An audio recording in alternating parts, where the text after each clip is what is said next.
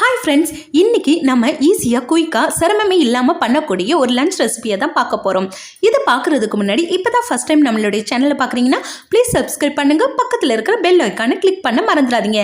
வாங்க வீடியோக்குள்ளே போகலாம்.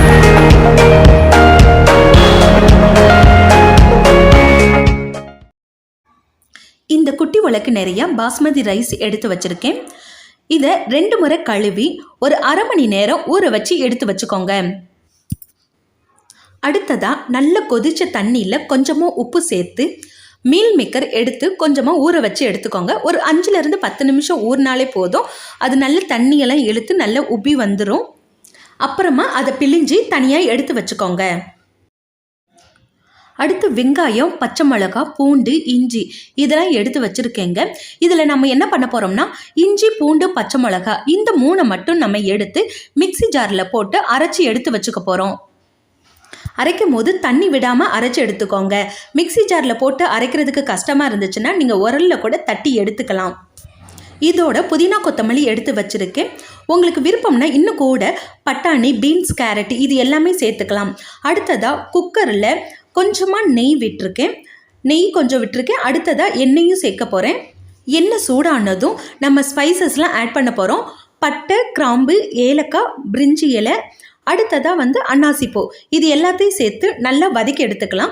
இது எல்லாமே வதங்கினதுக்கப்புறம் நம்ம அரிஞ்சு வச்ச பெரிய வெங்காயத்தையும் நம்ம சேர்த்துக்கலாம். வெங்காயம் ரொம்ப ப்ரௌனாக ஆகணும்னு அவசியம் இல்லைங்க, லைட்டாகவே வதங்கினா போதும். அது வதங்கினதுக்கப்புறம் நம்ம அரைச்சி வச்சுருந்தோம்ல ஒரு பேஸ்ட்டு, அந்த பேஸ்ட்டையும் நம்ம சேர்த்து நல்லா வதக்கி எடுத்துக்க போகிறோம். இதோட புதினா, கொத்தமல்லியும் சேர்த்துக்கோங்க. இஞ்சி, பூண்டு பேஸ்ட்டாகவும் பச்சை மிளகாவை நேராக கீரி கூட நீங்கள் யூஸ் பண்ணிக்கலாங்க. அந்த மாதிரி பேஸ்ட்டாக தான் நம்ம போடணும்னு அவசியம் இல்லை. இதோட மீல் மேக்கரையும் சேர்த்துக்கோங்க. மீல் மேக்கரையும் சேர்த்து நல்லா வதக்கின பிறகு நான் இந்த ரெசிபிக்கு பார்த்தீங்கன்னா தேங்காய் பால் தான் எடுத்திருக்கேன்.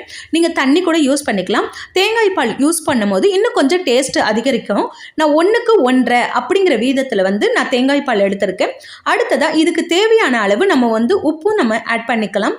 உப்பு சேர்த்ததுக்கப்புறம் நல்லா கொதிச்சு வரட்டும். ஃப்ரெண்ட்ஸ், நம்ம சேனலை நிறைய பேர் சப்ஸ்கிரைப் பண்ணாமல் பார்த்துட்ருக்கீங்க. ப்ளீஸ் சப்ஸ்கிரைப் பண்ணுங்கள்.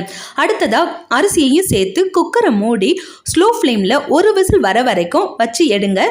விசில் அடங்குனதும் திறந்து பார்த்தா ரொம்ப அருமையாக இருக்குங்க. நல்ல உதிரியாக அந்த நெய் வாசத்துக்கு ரொம்ப ஆளையே தூக்கிடுங்க. இந்த ரெசிபி பார்த்திங்கன்னா பசங்களுக்கு கொடுத்தீங்கன்னா லஞ்சுக்கு ரொம்ப விரும்பி சாப்பிடுவாங்க. ஹஸ்பண்டும் ஆஃபீஸில் ரொம்ப விரும்பி சாப்பிடுவார். இந்த ரெசிபியை நீங்கள் செஞ்சு கொடுத்து பசங்களுடைய சந்தோஷத்தை நீங்கள் அனுபவிச்சுக்கோங்க. ஃப்ரெண்ட்ஸ், இந்த வீடியோ உங்களுக்கு பிடிச்சிருக்குன்னு நம்புகிறேன். இந்த வீடியோ பிடிச்சிருந்தால் லைக் பண்ணுங்கள், ஷேர் பண்ணுங்கள், கமெண்ட் பண்ணுங்கள், மறக்காமல் சப்ஸ்கிரைப் பண்ணுங்கள். தேங்க்ஸ் ஃபார் வாட்சிங்.